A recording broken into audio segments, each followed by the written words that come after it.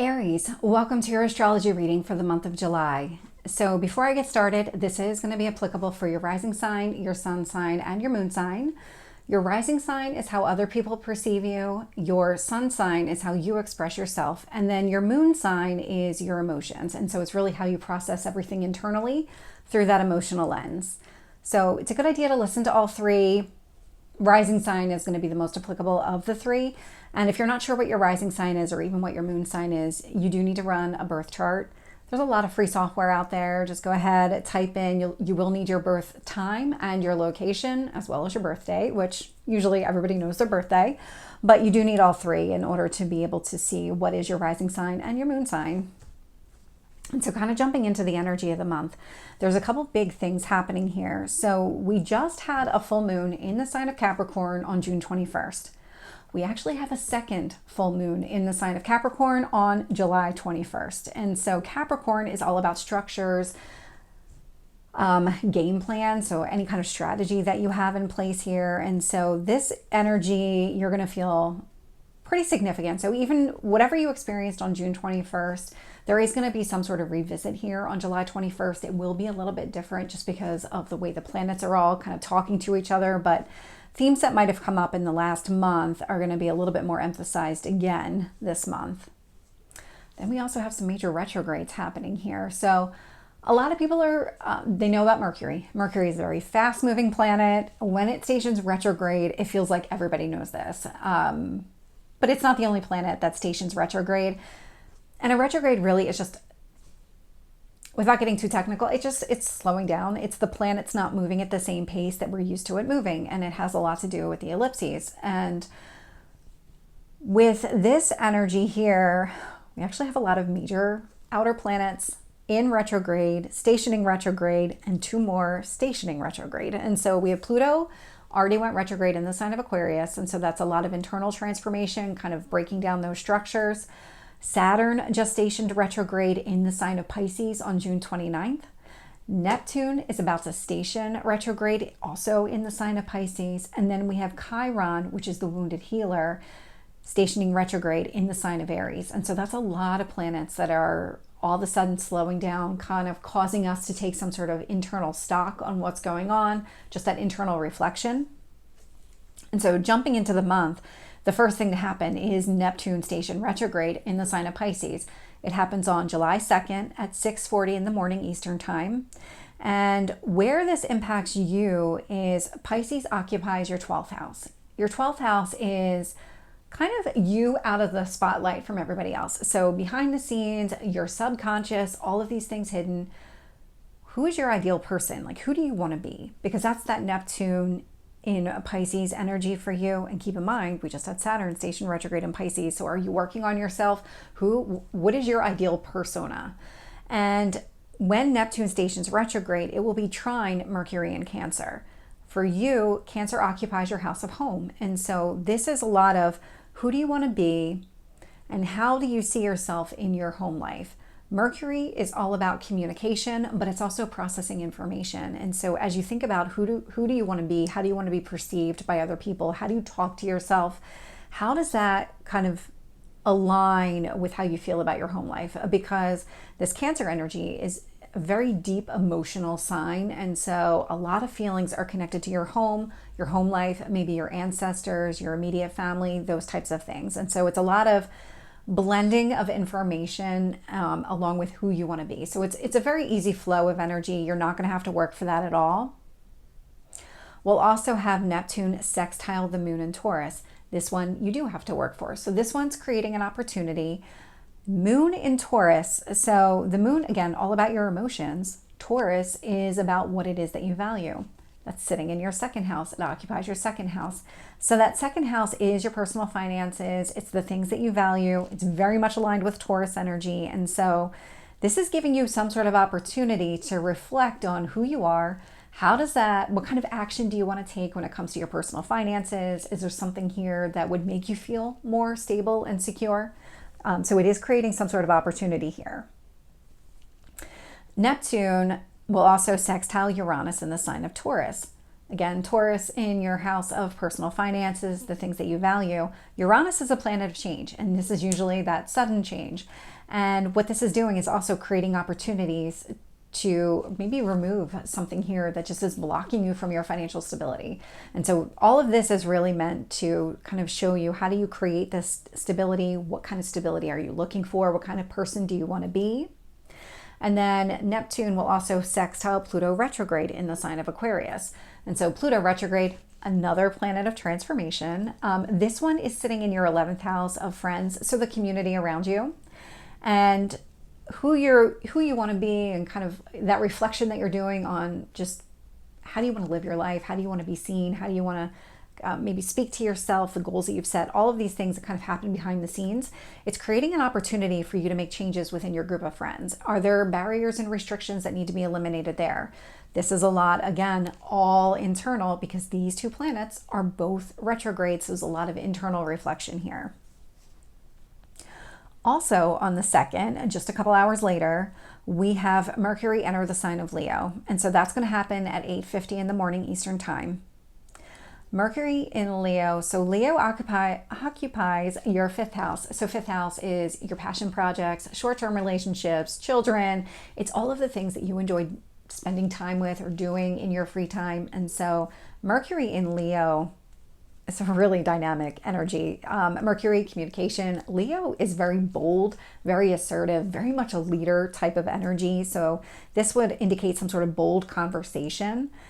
Mercury in Leo is actually going to trine Neptune retrograde. And so however you are talking about your passion projects or your hobbies, your children, your short-term relationships, it flows easily with you thinking about and you becoming the person that you want to be.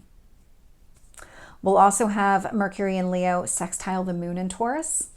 You might start to see some of this energy pop up again. And so these conversations that you're having around your passion projects, your children, things like that, it's creating an opportunity for you to work on your stability. What is it from a practical standpoint about your finances? What would make you feel more comfortable about your finances? Is there some sort of passion project that you can turn into some sort of income? That would be money you would get or have in some sort of way. So that would be your 2nd house type of energy. We'll also have Mercury in Leo sextile Uranus and Taurus. And so again, these conversations, this bold kind of out of your comfort zone type of conversation, it's creating an opportunity for changes to take place in your personal finances. What is holding you back from having that stability that you're looking for? We'll also have Mercury in Leo square Chiron in Aries. And so Chiron is the wounded healer. It will go retrograde, but not until the end of the month. And so while it's still stationing direct, this bold conversation is actually creating obstacles to heal some sort of wound about yourself. Trying to think of a kind of an applicable one. So maybe a wound about yourself. You have this fear of public speaking, or you have this fear of maybe negative reactions to your public speaking. And so something about stepping out of your comfort zone, like starting a YouTube channel or, putting yourself out there in a public sort of way, that would be a bold conversation. Chiron in Aries, there's some sort of insecurity or some sort of wound connected to doing that and the way that you would be perceived and maybe the comments that you would expect to get. And so this is going to create some sort of obstacle that might prevent you from taking action to heal this wound. And so it's just really creating that friction type of energy. We'll also have Mercury in Leo opposite Pluto retrograde in Aquarius. And so Pluto retrograde in Aquarius, again, that internal reflection when it comes to your friends, what kind of changes are taking place, what kind of changes within you are taking place. And so these conversations that you're having around your passion projects, your children, all of these things that you enjoy spending time with or enjoy doing, it's opposite the changes that you want to make within your group of friends. Then we have the new moon in the sign of Cancer. So that happens on the 5th at 6:57 in the evening Eastern time. And this really, the sun and the moon both in the sign of Cancer. So the moon rules Cancer. That's a lot of emotional energy, Cancer, deep emotional energy. And so with a new moon, they're at the same degree point. So there is an overlapping of the energy here. So this is really for you, very focused on your home life, How do you feel about all of this? How do you express yourself at home? There's a true alignment that's taking place during this new moon in Cancer as it relates to your home life. We'll have the sun and moon also conjunct Venus in the sign of Cancer. Venus, again, sitting in your fourth house of home, it likes to bring things together. It's all about harmony and partnerships and balance and all of those things. So this is a really, really positive aspect for you when it comes to this new moon. We'll also have the sun and moon trine Saturn retrograde in the sign of Pisces. And so how you feel about your home life, what it is that you want to do here, how do you want to express yourself? There is an easy flowing energy with this Saturn retrograde in Pisces. And so the Saturn retrograde in Pisces relates to the work that you're doing internally on yourself. So all of this energy flows really easy. This is a really positive new moon for you in the fact that it just makes you feel better about where you are, the home life you have, all of it. We'll also have the sun and moon sextile Mars in Taurus. And so this new moon is also creating some sort of opportunity for you to take action, practical, grounded type of action in your personal finances, in that security that you're looking for. This new moon will also square Chiron in Aries. And so this is where it does get a little bit more difficult because it's creating challenges to how you want to be seen or to some sort of wound related to how people see you. And so home life versus spotlight, there does seem to be a disconnect there. And so kind of right now you're really focused on that home life and it's just creating challenges in how you're being seen. And this new moon in Cancer will square both the north and the south nodes. And so very similar because we're in Aries Libra eclipse season. We just had the square to Chiron in Aries. We'll have the square to the North Node in Aries. Same type of information. The work that you need to do on yourself is being hindered. There is some sort of obstacle or challenge that you would need to overcome in order to do that work during this new moon. And the square south node in the sign of Libra. And so there might be challenges coming up in some sort of significant relationship or contracts, things like that in those one-to-one relationships. And what this means is that something here might just be out of balance and it's creating some sort of obstacle that you can overcome. You just have to overcome it during this new moon. Then on the 11th at 12:19 p.m. Eastern time, we'll have Venus enter the sign of Leo. And Venus, again, rules relationships. It wants to bring things together. It's one of the two benefic planets out there. And it's really, really positive here because Venus will trine this Neptune retrograde in the sign of Pisces. And so Venus in Leo, this is about being loyal to your passion projects, your children. This is going to flow easily with the type of person that you want to be. The more that you reflect on who you want to be, and when you think about that loyalty that you have to your children or to your hobbies, things like that, it's an easy flowing energy. One really supports the other here. We'll also have Venus in Leo sextile the moon in the sign of Virgo.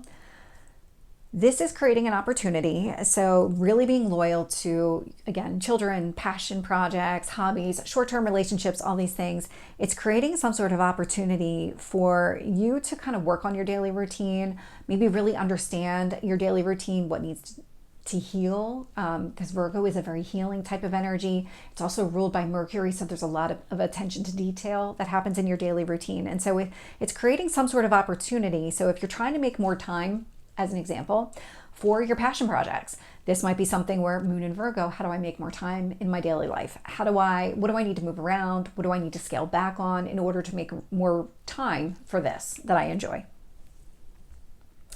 Venus in Leo will also sextile Uranus and Taurus. And so it's also going to create an opportunity for changes to take place in your personal finances. So really working on your financial stability again. So this could be, again, when you think about the daily routine and you think about passion projects, if you have some sort of passion project that you would want to make money from, this would create that opportunity for changes to take place in your personal finances. This Venus in Leo will also square Chiron in Aries, if I can get the words out. So again, any kind of wounds that relate to yourself, more your physical self than anything else, this Venus in Leo energy is creating some sort of obstacle or challenge. And it could even just be something as simple as you're prioritizing your children or your passion projects over something for yourself. And then this Venus in Leo will be opposite Pluto retrograde in the sign of Aquarius. And so this is the passion projects you have, the children, everything being loyal to those. Opposite any kind of changes happening within your friends. And so this might be something where it's like a home life versus you being out in public type of situation where they are just opposites. It's a push-pull type of energy. You can work with the energy. It is possible. It exists right now when Venus enters Leo. Then we have Mars enter the sign of Gemini. So that is going to happen on the 20th at 4:43 in the afternoon Eastern time. And so Mars in Gemini is very detailed, ruled by Mercury. So lots of information, lots of really digging into the details to understand what's happening here. Mars is very action oriented. So there's a lot of this kind of informed decision making where the Gemini energy says, before you take any kind of action, let's understand all the details. Let's understand the full implications of what this means. And so for you, Mars in Gemini is in your third house of communication. And this blends with Neptune retrograde in your 12th house, in the sign of Pisces for you. So when you think about who do you want to be, what you're doing now is you're taking some sort of informed action to become the person that you want to be. Who do you see yourself becoming or evolving into? We'll also have Mars and Gemini sextile the moon in Virgo. And so the actions that you're taking based on all the information that you have, it's creating some sort of opportunity for you to feel better about your routines, maybe work on some sort of healing as it is needed within your daily routines. So this would be, again, like making some sort of change here as it relates to your daily routines. Like, again, Virgo, also very detail oriented. Can't get the words out again. Gemini and Virgo are actually both ruled by Mercury. So there's a lot of information coming through here, a lot of getting into the details, understanding how everything kind of interacts together. That is definitely Gemini energy as well as Virgo energy. Virgo has the extra healing connected to it as well. And so this informed actions or decisions that you're making are also going to have some sort of impact on your daily life. And this is about you understanding and feeling good about that. Mars in Gemini will also sextile Uranus and Taurus. And so this is also going to provide some sort of opportunity for some sort of change in your financial position. With Taurus, I mean, this is a very grounded, practical type of energy. This is not meant to be negative in any way. This is a very positive energy.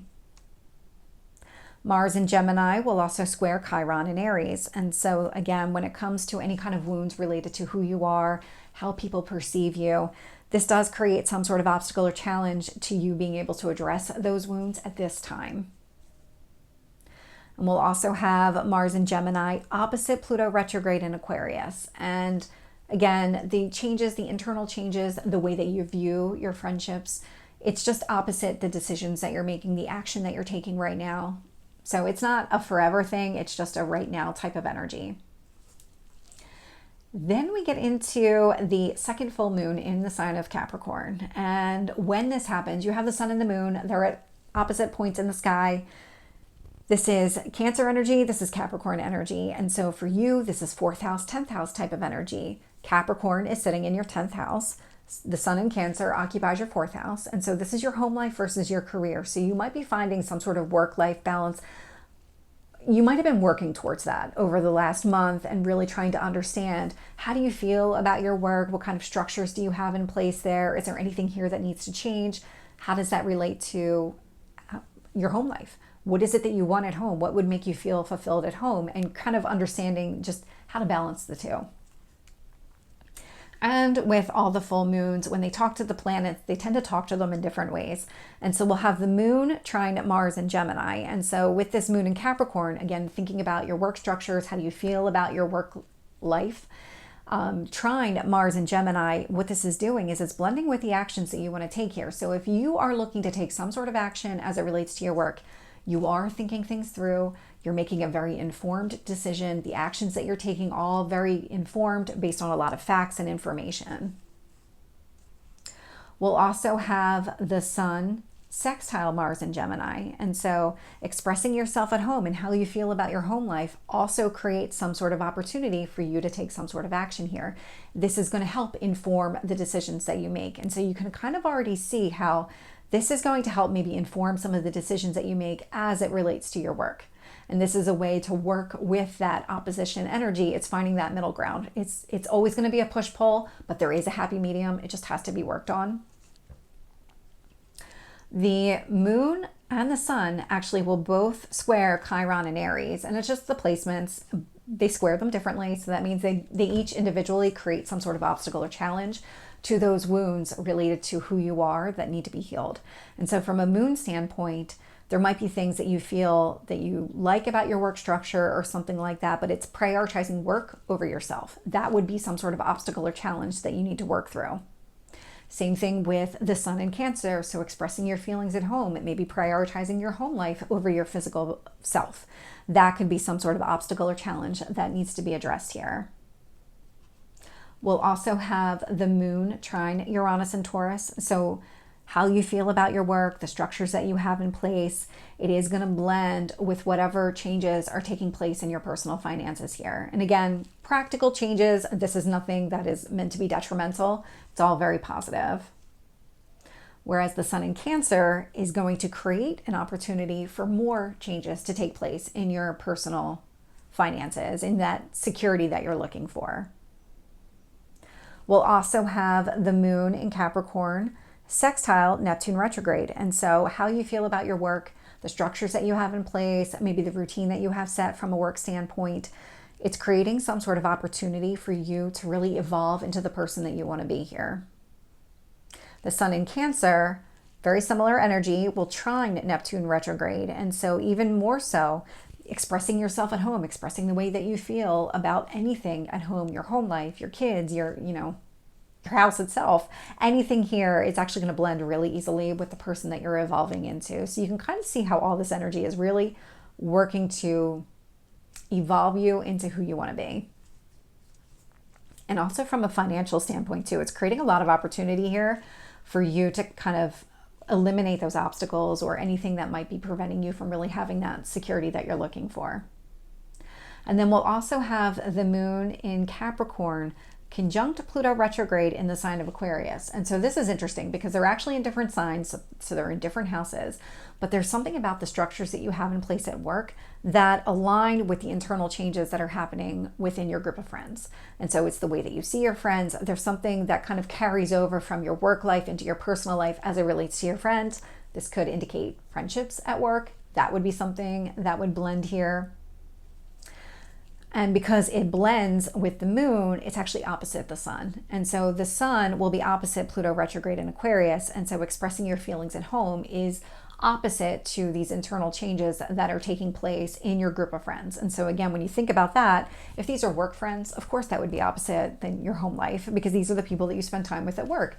Whereas home, those are the people that you don't spend time with because you're at home and not at work. And so it can be just that. It doesn't have to be anything more significant. And then on the 22nd, we have the sun enter the sign of Leo, and the sun actually rules the sign of Leo.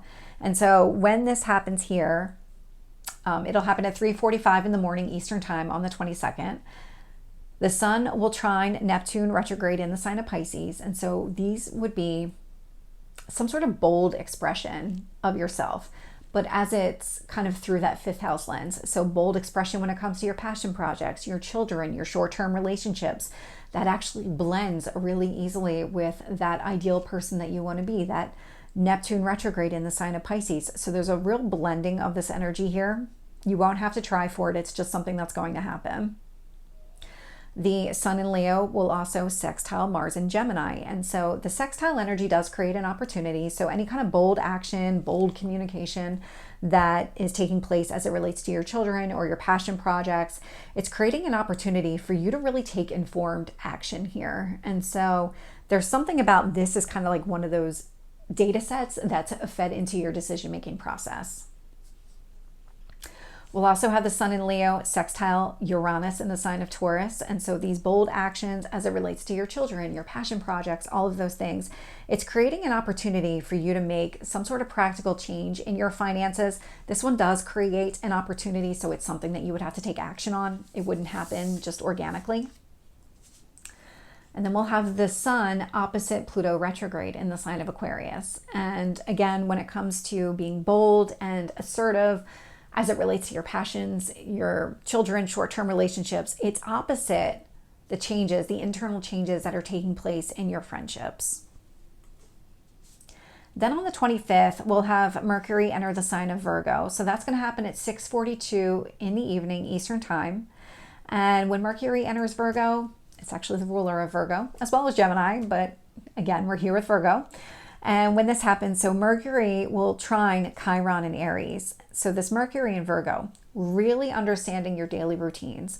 What is that from a detail standpoint? And how does that help you heal some of the wounds that you need to heal? Or maybe it's one specific wound, maybe there aren't multiple, as it relates to your physical person, because your daily life is going to blend with some sort of action that you take to heal this wound.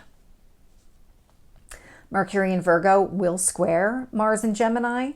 And that's an interesting one here, because thinking through your daily routine is going to create some sort of obstacle or challenge to some of the decisions that you've made. And so this might cause you to have to, because it's a square, so it's an obstacle or challenge, you might have to go back and rethink some of the decisions that you made, because you have some new information to kind of feed into that decision-making process. And we'll also have the Mercury in Virgo square Uranus and Taurus. And so something about your daily routines and really understanding, kind of getting into the details of your daily routines, the healing, because Virgo is very much a healing energy. It's creating some sort of obstacle or challenge to the changes that are taking place in your personal finances. So again, kind of going back to maybe some decisions that you've made. Do they need to be reevaluated? Is there something here that needs to be different? And kind of going back to that Mercury in Virgo, trine Chiron in Aries, there could be something in your daily routine that helps you heal that wound.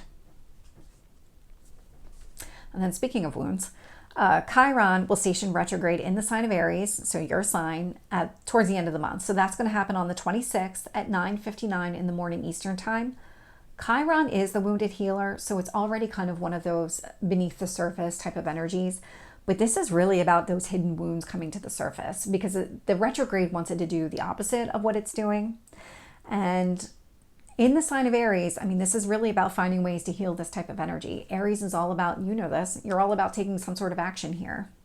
And so when Chiron stations retrograde, it's going to conjunct the moon in your sign. And so all of this energy is happening in your sign.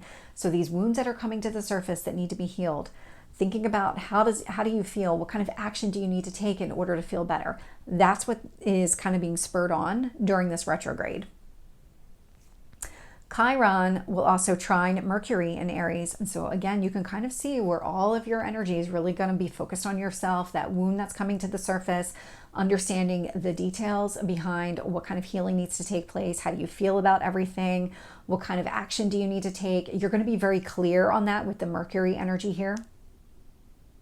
We'll also have Chiron retrograde trine Venus in Leo. And so when you think about that wound that's coming to the surface that needs to be healed, there is going to be an easy blend of the energies when it comes to any kind of bold action that you need to take as it relates to your children or your passions or anything along those lines. This is very much about, because Leo is also a very loyal sign. And so this could really have a lot to do with being loyal to yourself. And so there's something about kind of aligning your passion projects, your children, your short-term relationships with this wound, and how do you kind of make all of this work together?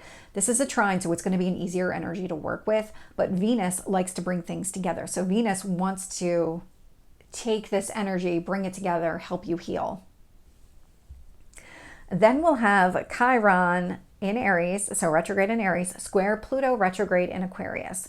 And so whatever it is that you need to heal about yourself does create some sort of obstacle or challenge to the changes that are taking place within your friendships. And so this is something, I mean, it's an obstacle or a challenge. It's something that you can work through. You do just have to work through it. But the more important thing here is that Chiron retrograde, this is kind of the beginning of this, and we'll be dealing with this for a little while. I don't have the exact dates written down, but this is something where these wounds are going to take some time. So Aries, this is your reading. I hope it resonates. If it did, please like, share, and subscribe, and I will see you next time. Take care.